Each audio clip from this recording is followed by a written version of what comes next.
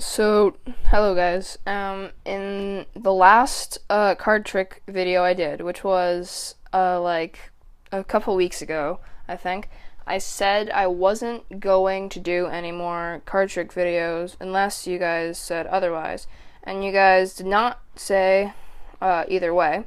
So I'm going to take that as a no. So, this is not a card trick video, as you may think by the cards. It's actually me showing off a card game that I invented. So it's a game, not a trick. So once you shuffle up the cards, once you shuffle up the cards, what you want to do is you want to take 4 cards. It can be off the top of the deck. It doesn't really matter, and place them aside later. Now this is a 2-player game, and if you want to make it for more players, you're gonna have to like adjust the numbers or something like that. And there's a few like house rules that you can add. I could say that now if you want. It's not really gonna make a lot of sense right now, but I'll say it now, and so you guys could just refer to it later. So what you can do is you can just do a game. And how you win a game is you have the most points at the end of the game. But you can also play multiple games, and whoever has the most points at the end of multiple games wins. Or you could just do multiple games, and it's like best out of blank. So I'm just going to say how to do like one game, and again, you could just implement the house rules however you like. So once you do that, so this is also a 2-player game, and you can make it more player games, but you just have to adjust like numbers, like, so I'm not really gonna say like what numbers to adjust, because there's like a bunch of numbers like on how to, like how many cards are in certain things or stuff like that. So let's get started. I'm not gonna play against anyone. I'm just going to sort of do an example like out here and stuff, and so that's pretty much what I'm gonna do to show this off.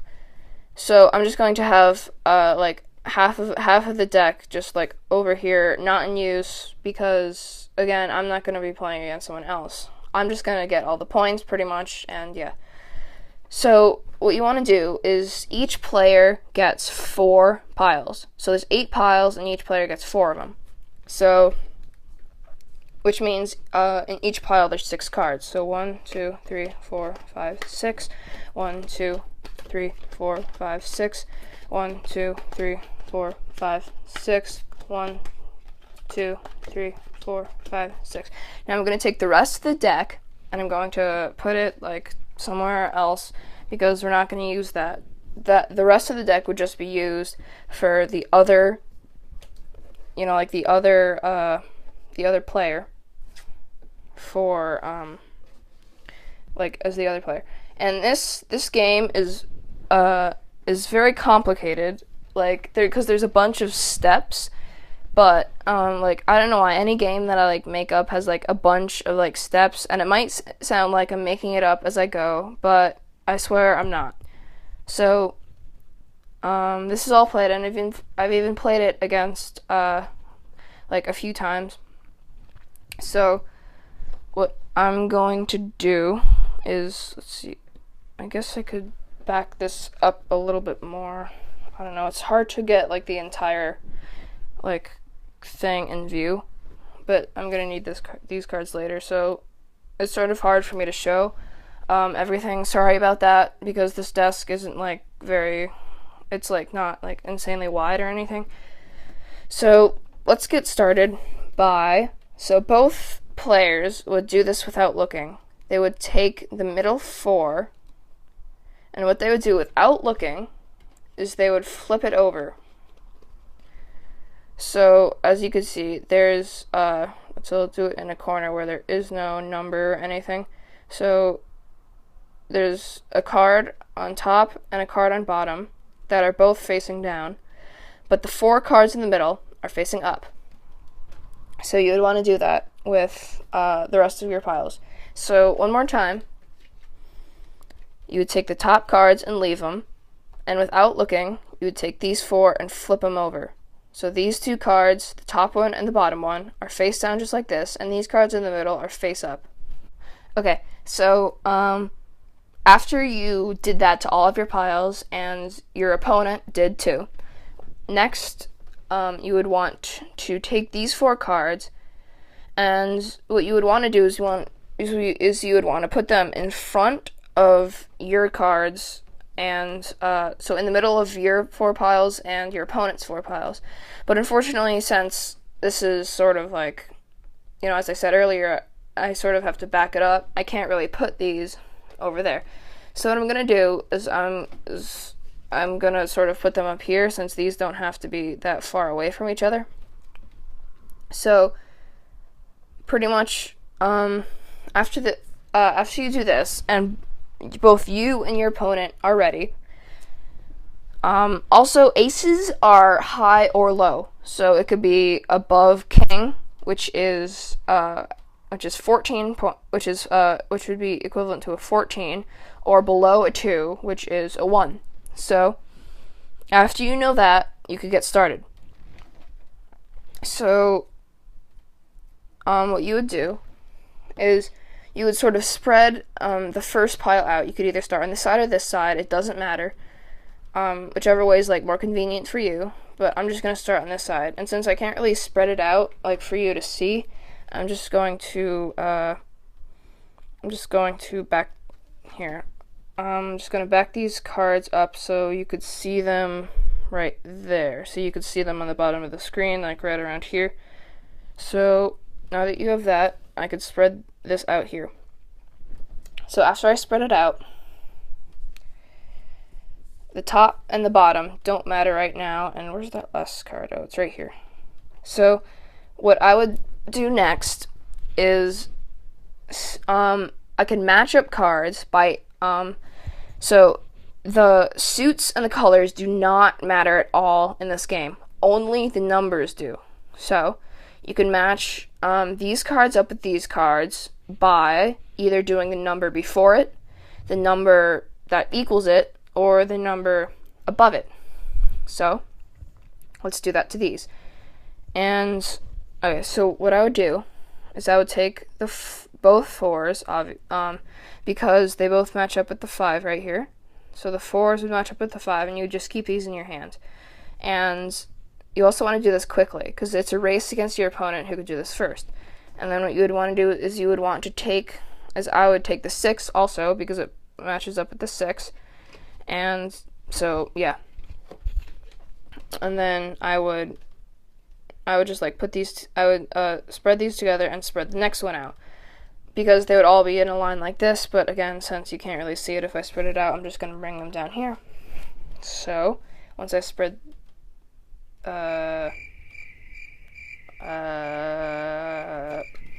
this one out, I would do the same thing with this. So the 7 would go with the 6, so I would keep that. The 9 would go with the 10, so I would keep that. The 2 would go with the ace, so I would keep that. And the jack would go with the 10. So this is a time where I actually could take all of the cards. Okay, now what I'm going to do next, I'm going to do this. And so now, okay, so I want to show you something. I'm going to purposely leave the 2 here to see what happens if you, this is another one where you could take all of them.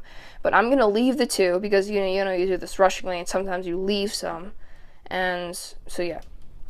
So I'm going to take the 10s because they match up with the 10, and the 7 because they match up with the 6. And I would take the 2 because it matches up with the ace, but I just want to show you what would happen if I didn't. Okay, and then I would do the last pile right here. And now I would take the 4 because it matches up with the 5, the jack because it matches up with the 10. I wouldn't take the 3. Well, actually, I also want to take the 3 to show you what happens. So if I take the 3, something else happens too. And then the 8 I wouldn't take because it doesn't match up with anything. And normally I wouldn't take the 3, but again, sometimes you take wrong ones. So I just want to show you what happens if you do. Now, you would exchange. Okay, well, after you take these, you take the face up ones out of these 2 without looking at the face down ones. Okay, so now your opponent would check these cards for you. So what would happen is my opponent would check my cards, and they would be like, "Oh, you missed this one. This one's supposed to go with the ace." So what I would do is I would keep this for later, and these would just go into the discard pile, which could be off to the side. And now my opponent would check these, and they would all be right except for this one, the 3, because it doesn't go with any of these. So my opponent would be like, "Oh, you got this one wrong. This one doesn't go with any of them." So I would save this one with the 2 on the side for later. But one more thing. You know how my opponent caught that I had these 2 that were wrong? Well, if my opponent didn't catch this, by the time I put these in the discard pile, it wouldn't count. But if my opponent said it was all okay, and then I took them, and then my opponent was like, wait, the 2 and the 3 are wrong, before I put them in the discard pile, then it still counts that these have to be subtracted. But again, if my opponent didn't catch them by the time they entered the discard pile, it wouldn't count. And now now each person takes their cards that they picked up, okay, and then they shuffle the cards. It doesn't matter how they shuffle them, as long as it's completely mixed up, and so you don't know the order at all. So now what I would do is I would pick 3 random cards, and so would your opponent. So 3 cards from anywhere in this pile, and then take the rest and discard them. So now what do you do with these 3 cards, you ask? Well, you flip them over. So let's say I was the one who did all of that first before my opponent. Then I would keep these cards in a specific spot, again, off to the side. Don't mix these cards with any other cards. Okay? And my opponent would also put them off to the side. But my opponent would save them for later. And if I beat my opponent in doing this faster, I would save these, and these would be in my points. So these would contribute to my total points. But my opponent would save them for later, but it wouldn't contribute to their overall total points at the end of the game. So what do you do now? What you would do is so you would keep these same cards here, see on the bottom right there. Let me just straighten these out so you could see them better. Okay, now you would do the same exact thing but with these cards. So you would flip them over, and then you would take the ones that would match up. So I would take the Jack and leave the Queen, and then, but again, you would do this at full speed, like racing, because you're trying to beat your opponent. So I would take both of these because the 5 and the 4 match up with the 4. Keep these, and then these ones, let's see, I would take the 7 because it matches up with the 6, and leave the 8 because it doesn't match up with anything. And now these cards, let's see, I would keep the 2 and leave the Queen. Also, once you either spread out the cards on the first one or flip over the cards on the next one, and you but then like, let's say I flipped over the second pile, but then I realized, oh, one from this pile is actually supposed to go there. You cannot take it. Once you flip this pile, it's too late. Okay? So now, again, your opponent would check these, and they would also check your other cards, and if nothing was wrong, then, well, then yeah. So, like, you wouldn't take those cards out and, again, place them to the side for later. And so what you would do is, for these, again, both you and your opponent would pick 3 random cards, and the rest would go into the discard. Now I have these, and then if I flip them over, I get these. So, let's say, so the same thing with these cards, which are the 3 cards that I randomly selected from the first round that I did this from. So here is what so if I like was faster than my opponent on the second round, then I would keep these as my points for later. But if my opponent beat me on the second round, then I would just keep these for later. Well, actually, it's for now, because now we're going to use both of these cards. So what you would do is you would add up these cards, and you would add up these cards. So these cards, so together would be, let's see, this is 12, and then this is 16. So 16, this pile 16. And then this one, let's see, so Jack is 11, and then Jack plus the 7 would be 18, and then 18 plus 6 would be 24. So this one is 16, and this one's 24. So now what I would do is I would find the difference between these. So that would be 8, and so my number would be 8. And if my opponent's number is, let's say like 10 or something, so these piles would be 10 apart, then I would win this next another point. Well, I'll get to what that value of point is in a second. But so these points,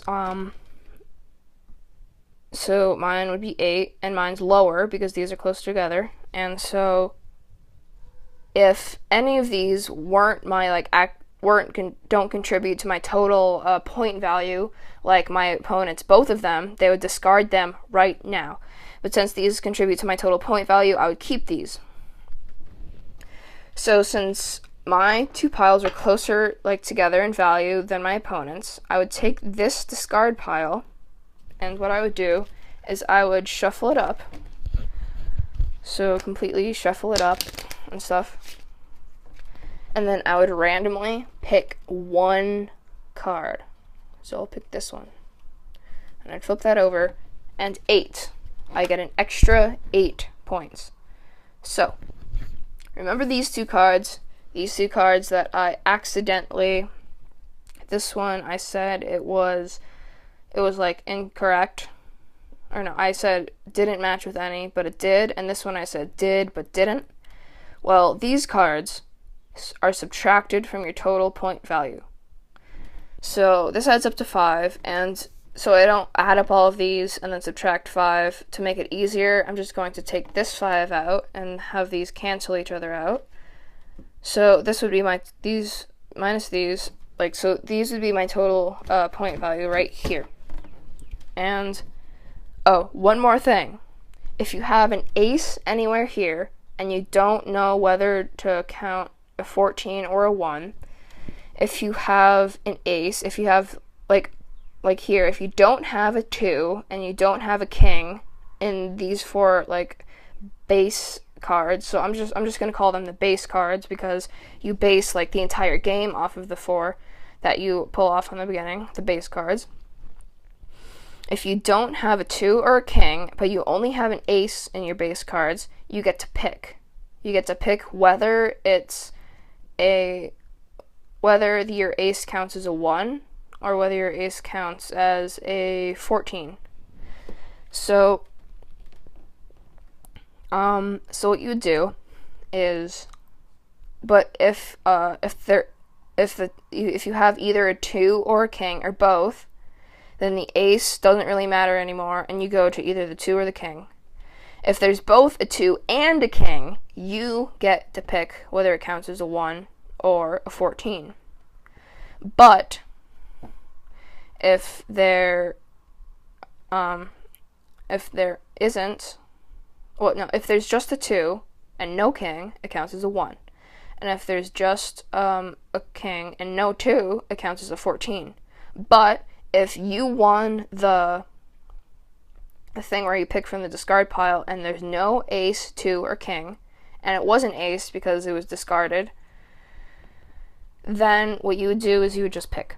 So, since I don't have any aces, I don't have to worry about that. But before you subtract like these two piles, you have to pick. So you have to pick like which one would benefit you more before like you do anything. So what I'm trying to say is you need to pick the value of the ace before you subtract these two to find what mine was an 8 and what I said my opponent's was a 10. So yeah, pretty much. So you would already have the number known by now, unless you picked it like I did with this 8, because I originally had the 5 in there. So what I would do is I would add these all up, which would get me 43. And so, yeah. And that's the end of the game. I would have more points, obviously, since I won every single time on the 3 opportunities that you could get points. Then yeah. So I hope you enjoyed that card game that I invented. And if you have any questions or any uncertainties at all, please ask me in the comments. And well, yeah, it's pretty cool. I hope it's not like, I know it's pretty confusing, but I hope it's not too confusing that if you watch this video a couple times while playing, that you could actually learn it. So, see you next time. Bye.